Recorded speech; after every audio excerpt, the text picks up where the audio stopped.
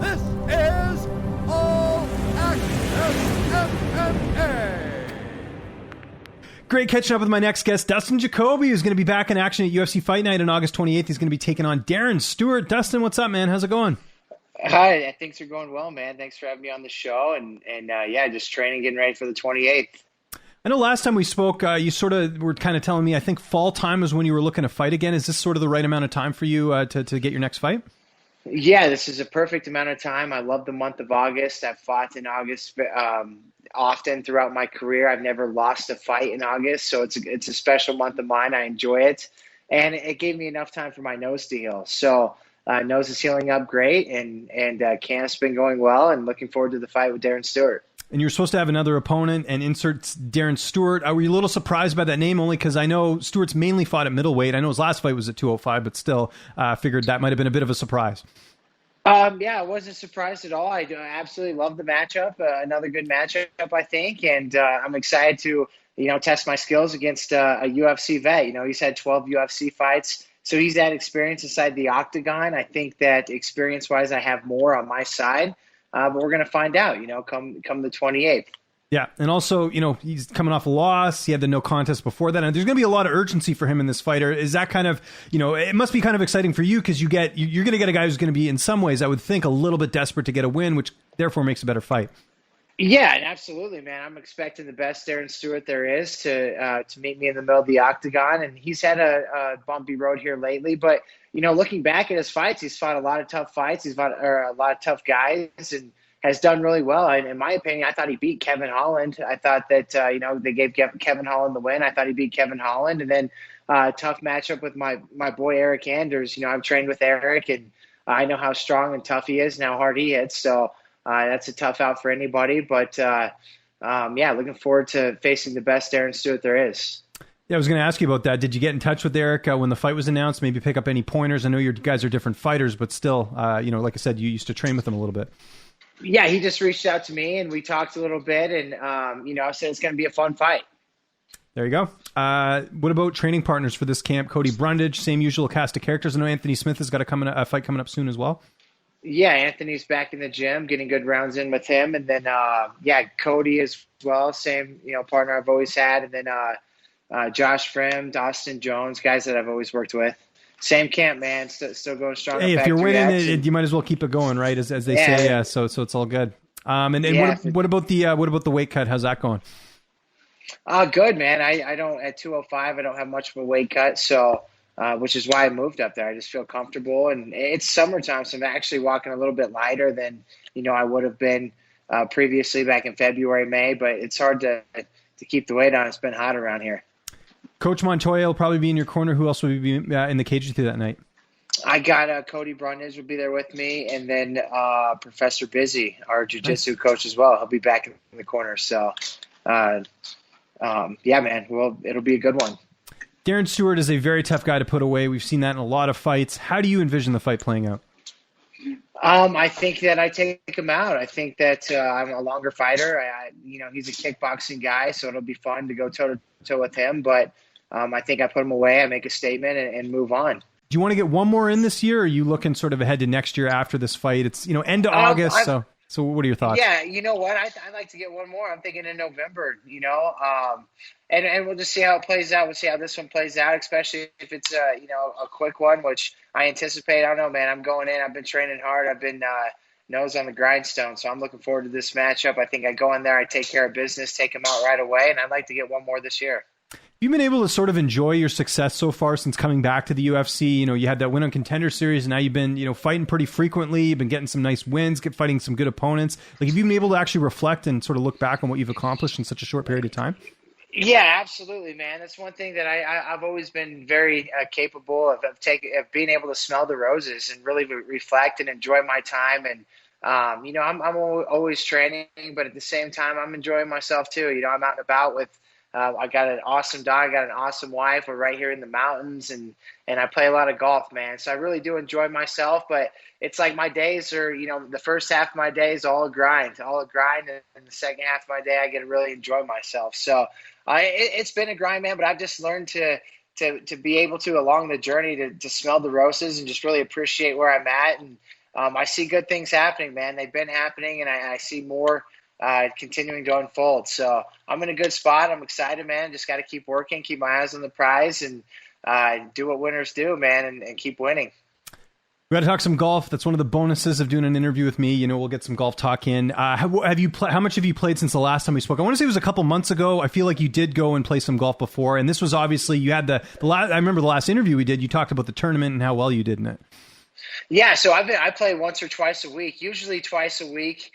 This week, I tell you what, man, I've been busy this week. I don't think I'm gonna get a round in this week. Wow. And then we're going camping. We're heading up to the mountains this weekend. Oh, cool, so, nice. Yeah, it's kind of a bummer, but we usually get it in. Who I've got hooked again is Mark Montoya. Oh, is he really? Okay. Golf. Yeah, man, I played golf with him a couple times, like 5-6 years ago. And as we all know, he's been busy. He's been grinding. He's been all over the place with the UFC. So he hasn't been golfing at all in those like 5 years. And I got him out probably a couple months ago, and Awesome. He's hitting me up every week, man. We're playing around once a week, and he's on a little fishing trip this week, which is another reason we didn't get our round in. But he's been getting back at it. It's been fun playing with him and his buddies, and yeah, man, it's been going well. My game's been a little up and down, been a little bit right. I can't get off the tee box right now. I'm just struggling. At the beginning of the year, I was right down the middle of my drive, always in the fairway, just made golf so much easier. And I feel like right now I'm scrambling for par and just making the game so much harder on myself. What you got to do, though, is you got to switch it up and use your safety and do that, and maybe play that a little bit, and then get the driver back in, and maybe even just try a few things, because it's just like a couple little tweaks. Maybe if you take some time off, then it can kind of work. That's what I found, because that's what I was doing for a bit. I was hitting shorter, but at least I knew I was hitting the shot a little bit straighter, and then I was going back to the drive, so that way it wasn't affecting my score too much. So yeah, I hear you, man. I've been trying all different kinds of things, so. Hopefully I can get it back in check. Like I said, it hasn't been too far off, but it hasn't been consistent like the beginning of the year. No, I heard you're very good. Colin Anglin, I spoke to him because he's a big hockey fan. So of course, naturally, I said, "Well, what about golf?" And he's like, "Yeah, Jacoby, he's amazing." Like, so I know how much you talk about golf and how much you play. So I'm sure your bat is like probably a round that like I would kill for. So that's awesome. Yeah. Man. So when I do say that, yeah, my bad's like, if I shoot anything north of an 83, I'm not too happy. But I tell you what, Colin, he talks bad about his game, and he does. He just doesn't play, right? Golf's one of those things where you need to play. But that guy hits some really good shots, man. I think because of the hockey background. I think that's why.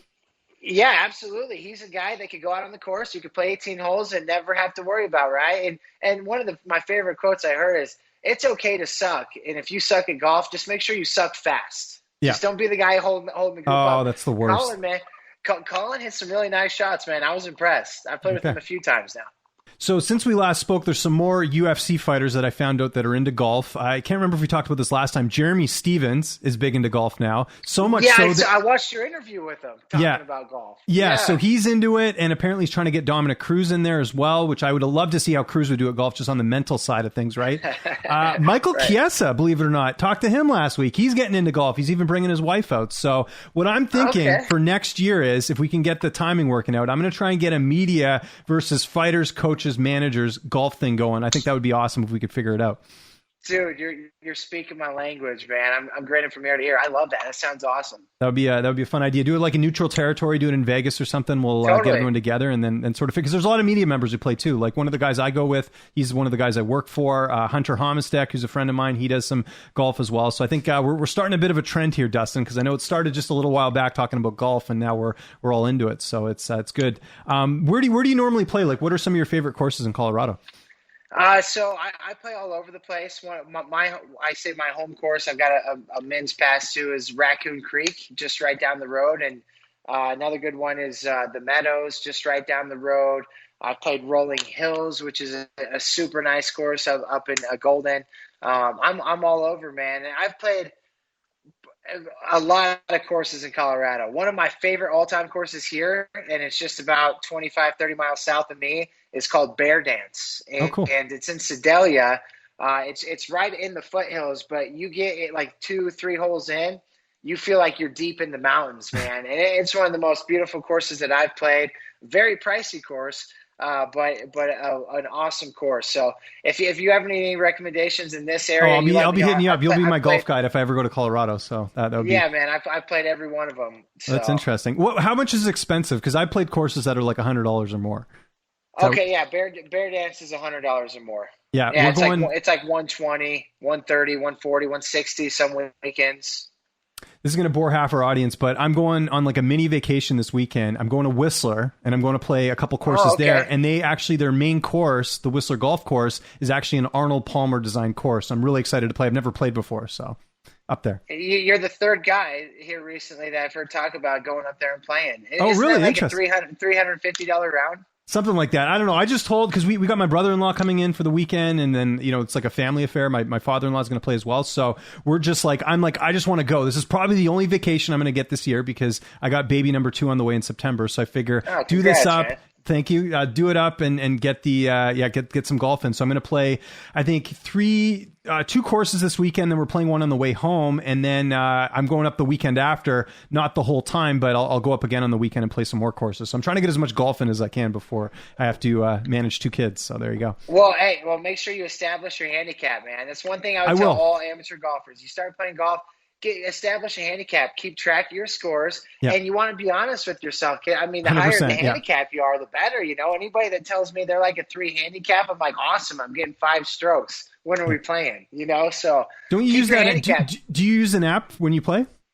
Yeah, I use I pay for a USGA handicap, so I use myscorecard.com. Yeah. It's like $35 for every 3 years. So totally worth it, I think that's the same one I have. I think mine's called My Golf Book or something, but it's the same thing, and it has all the courses where I play, so it actually knows the holes and like if it's par or whatever. So I've been keeping track that way. But see, here's the thing: I don't have to lie to people because I just tell them out of the gate I'm very mediocre at golf. Like I just started getting back into it this year, so I never lie about my scores because otherwise you're never going to get better, right? If you keep lying. Yeah, man. Every high score that I have, I enjoy posting because I just want my handicap to increase. Anytime I can play and get strokes, that's the type of golf I want to play. There we go. If you still stuck around this interview, if you're a golf fan, thank you very much. Dustin's going to be fighting UFC Fight Night, August 28th. Anyone you want to thank, any sponsors, any social media, I'll give you the last word. Yeah, just the usual, man. My team at Factory X, my team at Landau Performance, those guys in my corner, I feel unbeatable. And then my agency, Iridium Sports Agency, and Evolve Nutrition. Those guys, again, are hooking me up with meals before the fight. So I'm excited, man. I'm excited to go in there, get this fight, put Darren away quick, and move on to the next one.